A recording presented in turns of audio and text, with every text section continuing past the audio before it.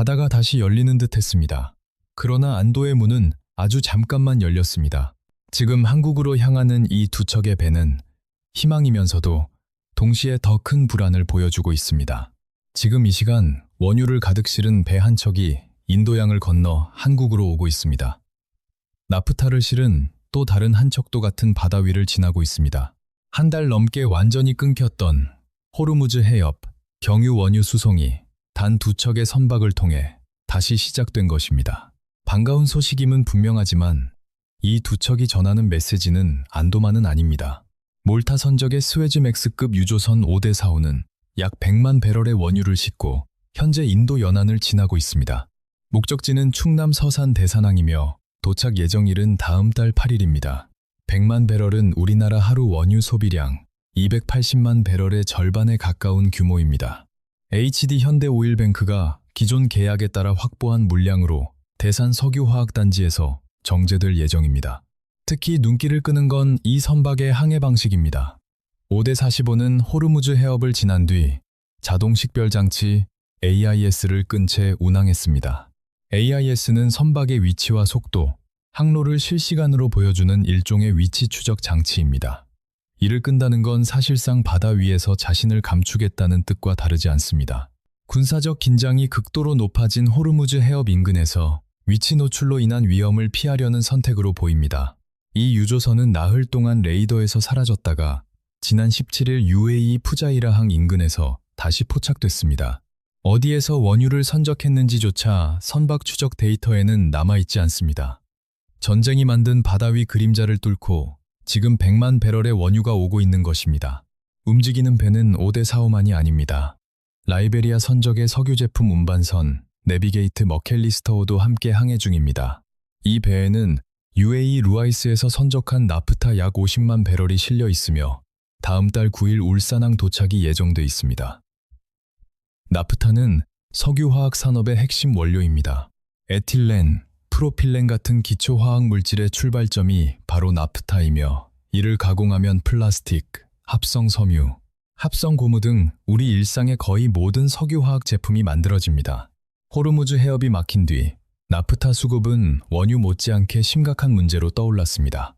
지난 3월 국내 최대 에틸렌 생산시설인 여천 NCC는 업계 최초로 불가항력, 이른바 포스마테르를 선언했습니다. 중동에서 나프타가 들어오지 않으니 에틸렌을 생산할 수 없고 에틸렌이 없으니 고객사에 제품을 공급할 수 없다는 통보였습니다. 이후 하나토탈 에너지스 등 다른 석유화학 업체들도 잇따라 같은 선언을 내놨고 일부 공장은 가동을 멈췄습니다. 정부가 지난 3월 나프타 수출 제한 조치까지 내릴 정도로 상황은 심각했습니다. 이런 상황에서 50만 배럴의 나프타를 실은 배가 오고 있다는 건 석유화학 업계로서는 가뭄 속 단비 같은 소식입니다. 두 척 모두 이란이 호르무즈 해협을 잠깐 열었던 그 틈을 타 빠져나왔습니다. 이란은 레바논 휴전 합의를 배경으로 지난 17일 해협 통행 제한을 일시 해제한다고 발표했습니다. 그날 하루 해협을 통과한 선박은 20척 이상이었고 이는 전쟁 발발 이후 단 하루 기준으로 가장 많은 숫자였습니다. 사우디 원유를 싣고 대만으로 향하는 초대형 유조선, 인도로 가는 UAE 원유 운반선, 카타르산 비료를 실은 화물선까지 봉쇄가 풀린 틈을 타 한꺼번에 쏟아져 나온 것입니다.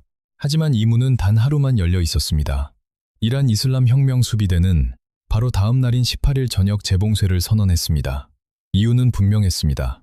이란은 해협을 열었지만 미국은 이란에 대한 역봉쇄를 풀지 않았습니다.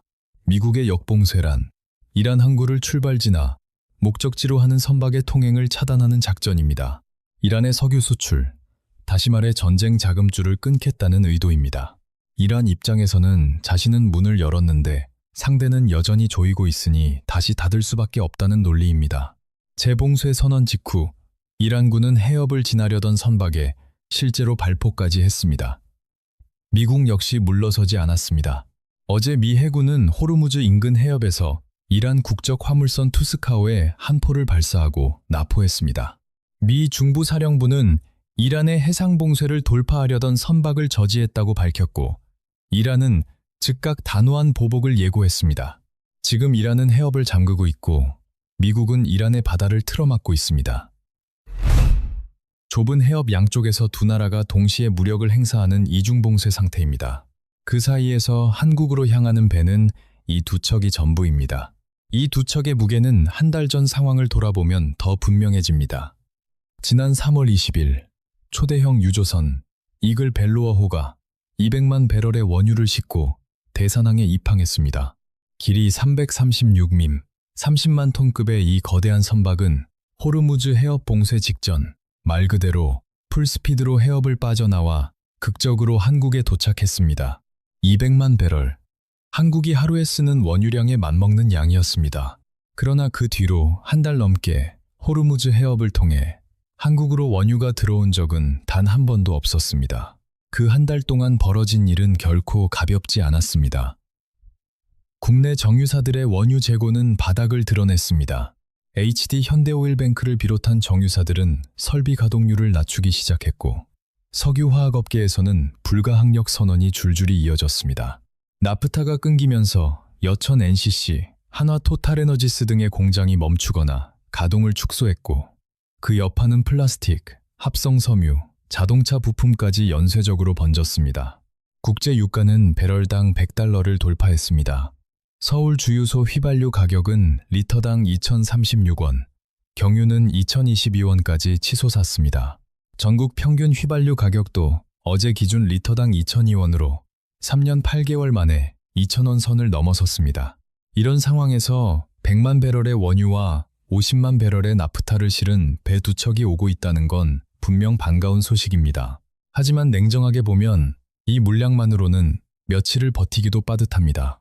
100만 배럴은 하루 소비량의 절반에도 못 미치고 나프타 50만 배럴 역시 석유화학업계 전체 수요를 감당하기에는 턱없이 부족합니다. 무엇보다 이 두 척 뒤를 이을 후속 물량이 보이지 않습니다. 해협이 다시 닫혔기 때문입니다. 가뭄 속 단비는 반갑지만 가뭄 자체가 끝난 것은 아닌 셈입니다. 다만 새로운 길도 열리고 있습니다. 지난 17일 사우디아라비아 서쪽 얀부항에서 200만 배럴의 원유를 실은 한국 국적 유조선이 홍해를 거쳐 국내로 향하고 있습니다. 호르무즈 해협을 아예 거치지 않는 우회 항로입니다. 얀부항은 사우디 동부 유전지대에서 1200km 길이의 송유관을 통해 원유를 공급받는 항구로 하루 최대 500만 배럴을 처리할 수 있습니다. 호르무즈가 막혀도 사우디 원유를 홍해 쪽으로 돌려 실어 나를 수 있다는 뜻입니다. 이번은 호르무즈 봉쇄 이후 홍해 우회 항로를 통해 원유를 수송하는 첫 번째 사례입니다. 정부는 이 항로의 안전 확보를 위해 청해부대를 투입해 모니터링하고 있고 해양수산부는 24시간 선박 위치를 추적하고 있습니다. 하지만 이 우회 항로 역시 변수에서 자유롭지 않습니다. 홍해는 이란의 지원을 받는 예멘 후티 반군의 활동 거점이며 얀부항의 송유관 수송 능력도 하루 500만 배럴 수준이어서 기존 호르무즈 경유 물량을 완전히 대체하기에는 한계가 있다는 지적이 나옵니다. 그래서 정부와 업계는 더 근본적인 공급망 재편에도 속도를 내고 있습니다. 핵심은 미국산 원유 수입 확대입니다. 한미 자유무역 협정 덕분에 미국산 원유는 무관세로 들여올 수 있고 공급 안정성도 높습니다. 다만 미국산 원유는 가볍고 묽은 경질류가 대부분인 반면 국내 정유 설비는 중동산 중진류에 맞춰져 있어 호환성 문제가 있습니다. 희망봉을 돌아오는 운임 부담도 적지 않고 경질류 비중이 일정 수준을 넘으면 추가 설비 투자도 필요합니다. 그럼에도 중동 수급이 사실상 마비된 지금 미국산 원유는 최선의 대안으로 꼽히고 있습니다. 산업통상자원부 장관도 중동산 의존도를 낮추는 과정에서 미국 비중이 커지는 것은 불가피한 과정이라고 밝혔습니다. 한편 호르무즈 해협 안쪽 페르시아만에는 여전히 한국 선박 26척이 갇혀 있습니다.